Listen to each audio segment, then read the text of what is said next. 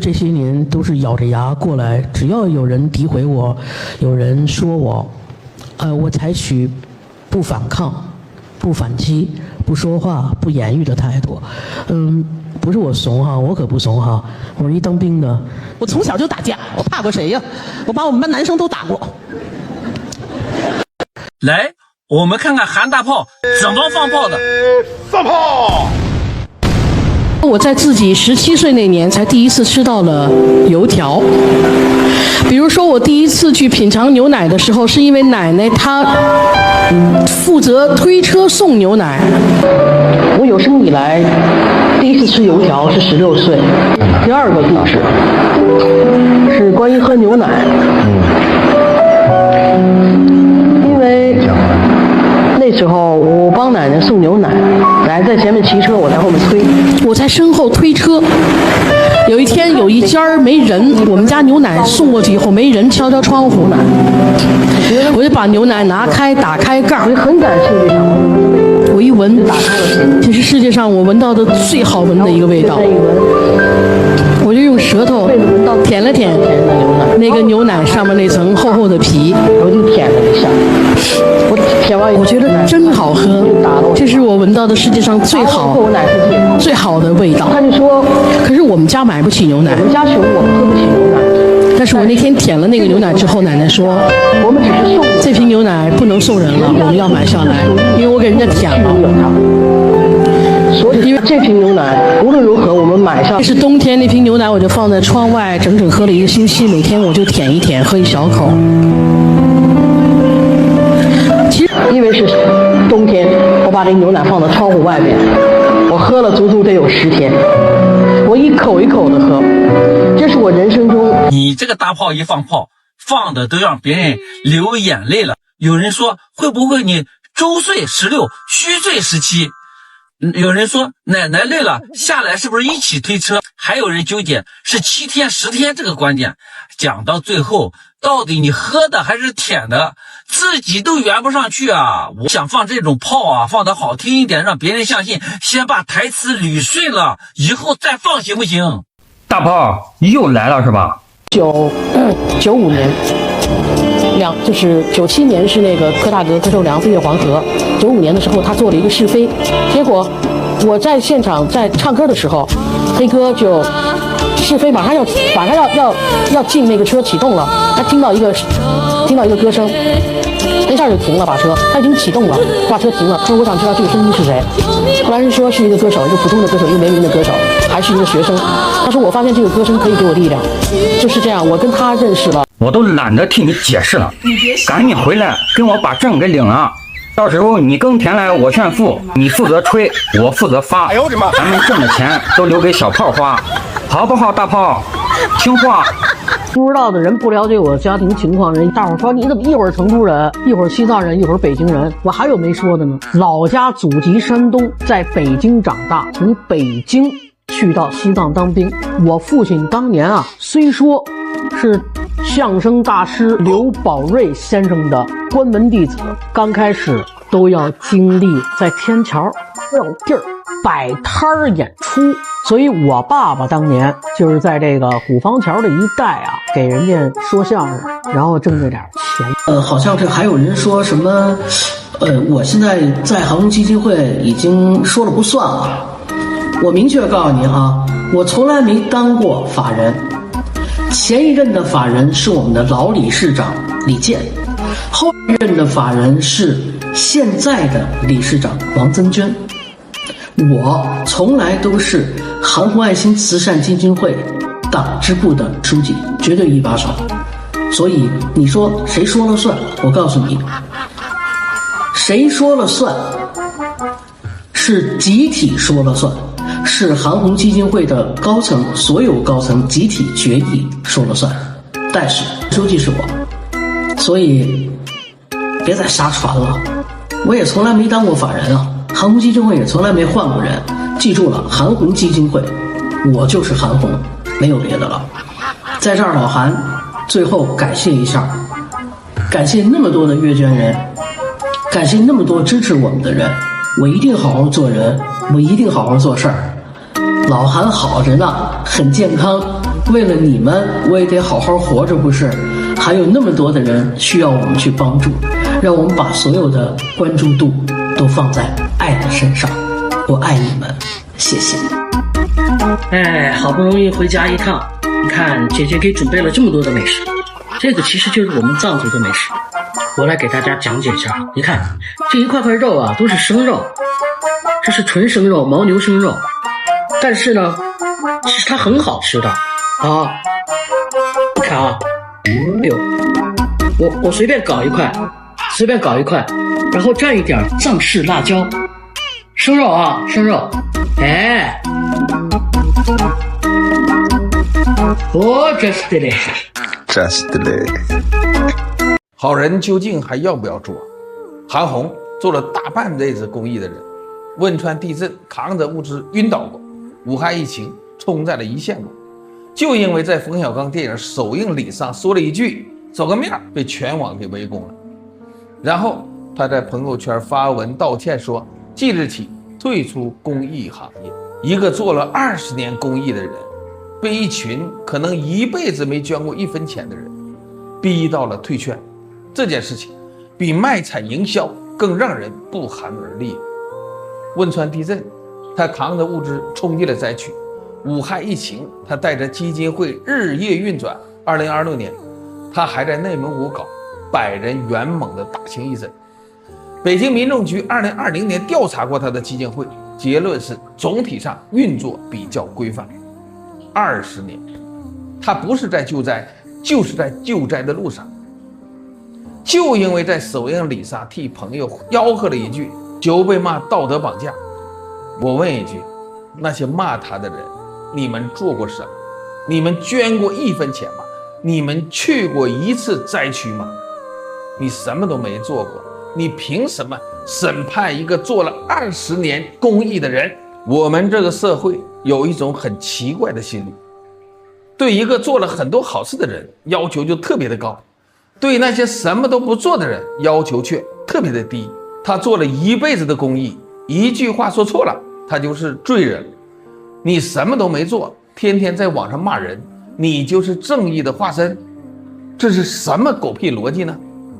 用道德完美主義綁架別人的人，你是道德的嗎？韓紅不是完人，他會說錯話，他會站錯台，他會因為人情世故去做一些不完美的事情，但這些跟他做20年的公益有什麼關係呢？因為一句話就否定一個人的一輩子，這不是正義，這是暴力。但這件事真正可怕的地方還不在這裡，真正可怕的是，這件事向社會傳遞了一個信號：做好人沒有好下場。你今天把韓紅逼退了，明天還有誰願意做公益呢？還有誰敢站出來呢？這就是劣幣催促良幣。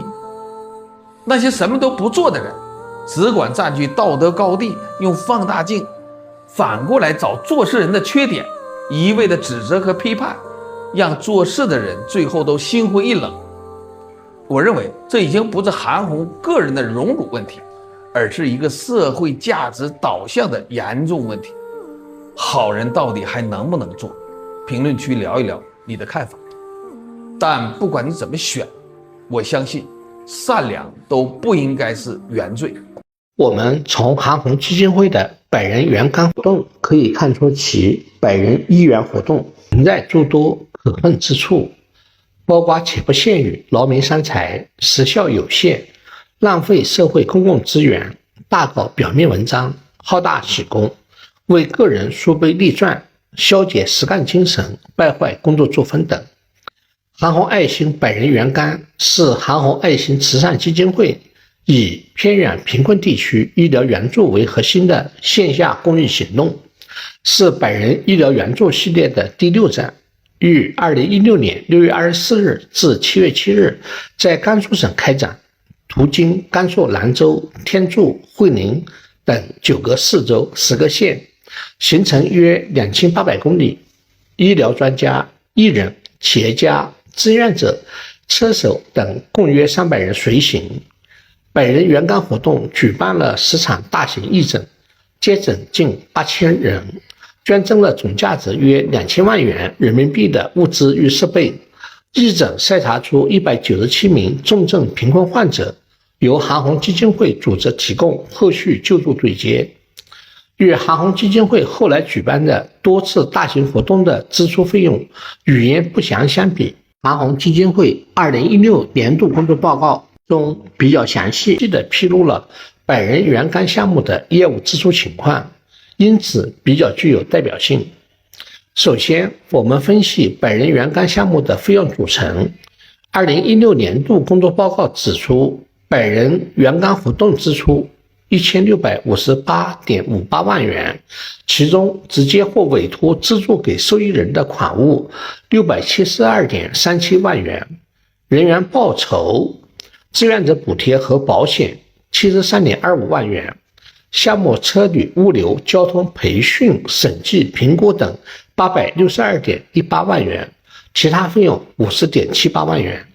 2016年度工作報告重大公益項目大額支付對象中，百人援肝項目下與宣傳相關的3行原始記錄是：赴北京雅體廣告傳媒有限公司182.77萬元，用途列廣告費；赴北京迪岸天空廣告有限公司128萬元，用途列宣傳推廣費用；赴永康市張雲輝影視文化工作室12萬元，用途列紀錄片製作。注：該12萬實際掛在同年度百人援會項目下，援肝項目本身無單列紀錄片費，即百人援肝項目及宣傳類支出合計310.77萬元，即182.77萬加128萬。未計張雲輝工作室的12萬元，主要用於媒體、公益廣告資源採購、威爾跟拍報道及發車儀式傳播，計入業務活動成本，項目直接支出，不計入管理費用，也不是韓紅基金會整體廣告宣傳費科目。綜合百人援肝活動支出和項目及宣傳類支出，韓紅基金會2016年百人援肝活動總支出為1969.35萬元。從中我們可以看出，一、直接或委託資助給受益人的款物，簡稱直接捐贈費用672.37萬元，佔活動總支出的34.14%。二、項目車旅、物流、交通、培訓、審計、評估等與人員報酬、志願者補貼和保險及其他費用，簡稱活動間接費用，合計986.21萬元，佔活動總支出的50.08%。三、項目及宣傳類支出，簡稱項目宣傳費用310.77萬元，佔活動總支出的15.78%。即在轟轟烈烈、彩旗招展的百人援肝活動中，韓紅基金會直接捐贈費用僅佔活動總費用的1/3，略多一點點，一半以上的費用用於活動間接費用，剩餘15%則是項目宣傳費用。其次，我們分析百人援肝活動的直接捐贈費用，因為2016年度工作報告未把672.37萬元直接捐贈費用分拆到具體單項，我們按捐贈實務清單反推的歸屬類別，將672.37萬元直接捐贈費用分為以下3類：一、給村衛生室和患者的終端物資，包括1萬個愛心藥箱、2539台小型長效應治療儀、義診現場免費發放的藥品254套健康多媒體設備。二、給患者個人的醫療服務，計劃1000例免費白內障手術，義診近8000人次的診查與用藥，篩查出的重症貧困患者後續醫療救助款，如定心站現場給白血病患者捐5萬，脊椎側彎患者捐2萬等個案，總數有限。三、給鄉鎮衛生院、村衛生室的設備，30輛醫療巡診專用車、20輛救護車、10所鄉村急救室設備、1所富民中心眼科設備。在以上672.37萬元直接捐贈的物資服務和設備清單中，因為國家對白內障手術有系列免費政策，義診用藥大多為企業配捐實物，義診專家的勞務難以折價，救護車等設備採購含有折扣空間等等原因，672.37萬元直接捐贈費用的直接成本大抵可以按其60%計算，即約400萬元，即約占百人原肝活動總費用2000萬元的20%。也就是說，在號稱捐贈2000萬元的聲勢浩大的百人原肝活動中，真正惠及百姓送達受益人的僅占20%，即400萬元左右。活動費用的大部分都被韓紅基金會自己牽頭花掉了，或者由韓紅基金會支付給相關廣告公司，為韓紅基金会和韓紅本人打廣告了。而且，百人原肝活動還是韓紅基金會早期舉辦的大型活動，當時韓紅基金會成立時間還不算長，隱形監督的力量還很大，總體運轉還算是比較規範的。也由此可知，韓紅基金會最近2-3年舉辦的百人義援活動，其中隱藏的問題可能更多更大，真正惠及百姓的可能更少。所以我們說，韓紅基金會的百人義援活動存在諸多可恨之處，包括且不限於勞民傷財、時效有限、浪費社會公共資源、大搞表面文章、好大喜功、為個人樹碑立傳、消解實幹精神、敗壞工作作風。韓紅基金會百人義援可以休矣。有網友發現，某慈善基金會今年採購公告和成交公告裡有些不可思議的內容。這個編號 HEX202603 的項目鄉鎮急救室急速搶救醫療設備採購，我翻了一下採購公告和成交公告，越看越覺得有意思。這個項目走的是邀請競爭性磋商，說白了就是只有收到邀請函的企業才能來參加磋商，普通公司連門都摸不着。最後7家供應商成效，但具體金額沒有公開。我按成交公告裡的排名給大家念一下，你聽聽是什麼感覺。第1名，上海浦澤源醫療科技，註冊資本100萬，實繳0，社保3人，2023年才成立的新公司。第2名，山東力圖醫療器械，註冊資本300萬，實繳0，社保0人。第3名，力圖石家莊醫療器械，註冊資本50萬，實繳0，社保0人，2024年3月成立。第4名，和氣道商貿，北京，社保0人，實繳0。第5名，山東寶清醫療器械，註冊資本300萬，實繳4萬，社保1人。第6名，北京九州通博特利，註冊資本4000萬，實繳2000萬，社保18人，九州通集團控股的老牌企業。第7名，天津市同業科技，註冊資本500萬，全實繳，社保25人，1993年成立的高新技術企業。發現規律了嗎？排名越靠後，公司越正規，越有實力。前5名全是幾百萬註冊資本，幾乎零實繳。社保0到3人的小公司，有的成立才2-3年。更關鍵的是，個別供應商有關聯關係。排第5的山東寶清，法定代表人叫趙瑩；排第2的山東力圖，當時的監事也是趙瑩，只是在成效之後才悄悄退出。第2名和第3名，一個在山東淄博，一個在河北石家莊，但字號都叫力圖，你說巧不巧？更巧的是，前面5家，你說這個慈善基金會是怎麼能夠精準找到他們並邀請他們來磋商的呢？當然了，這只是從公開信息裡能看到的疑點，最終有沒有問題？問題有多大，還需要進一步調查。但至少有一點是明確的，一個邀請制的採購，請來了一堆零社保、零實繳的新公司，還把真正有實力的老牌企業擠到最後，這能不能說明一下？否則怎麼能打消網友們的疑惑和猜測呢？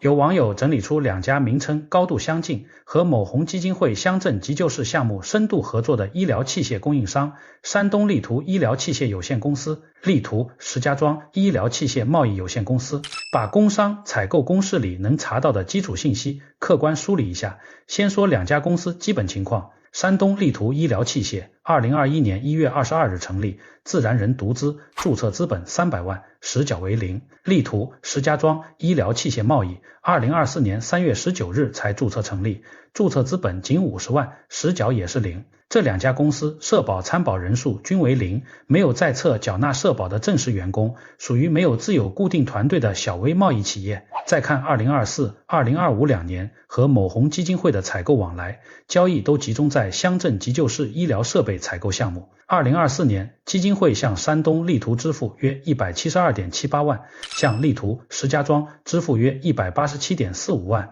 2025年，基金会向山東力圖支付約 322.4 万，向力图、石家莊支付約 350.3 萬。2年合并統計，2家力圖系企業合計從該基金會拿到採購款超過1032萬。簡單講，石家莊這家2024年新注冊零參保的小微公司，成立當年就中標，承接了基金會急救設備採購。2家名字相近，業務同源，同步參與同一個公益項目的遴選，同步供貨，這也是公眾質疑的核心疑點。這裡要先劃一條嚴謹邊界，有採購成交記錄，不等於直接認定存在利益輸送、圍標、串標。我們現在能確認的只是交易事實、工商注冊信息、社保公示數據。至於比價流程、評標標準，2家企業是否構成關聯投標人、產品驗收質控材料，完整過程資料尚未充分對外公示。公益採購和普通商業採購不一樣，資金來源是無數捐贈人的善意，每一筆採購天然要接受更高標準的監督。醫療急救設備直接關係到鄉鎮基層急救，老百姓生命安全，對供應商履約能力、倉儲、售後質保的要求本身就更高。公眾的疑問本質不是直接下結論定罪，而是追問幾個樸素問題：資金零實繳，人員零參保，沒有自有固定團隊的小微貿易商，憑什麼承接100萬級公益急救設備採購？2家高度相似的力圖系企業同期入圍供貨，遴選環節有沒有做關聯關係排查？完整的比價、評標資料能不能向捐贈人公開？公益採購的透明度就是慈善公信力的基石。這些來自網友的理性追問，也是倒逼公益組織完善採購內控、細化供應商遴選規則的過程。只有完整公開遴選、比價、驗收全流程材料，才能消除公眾疑慮，真正對得起每一位捐贈人的信任。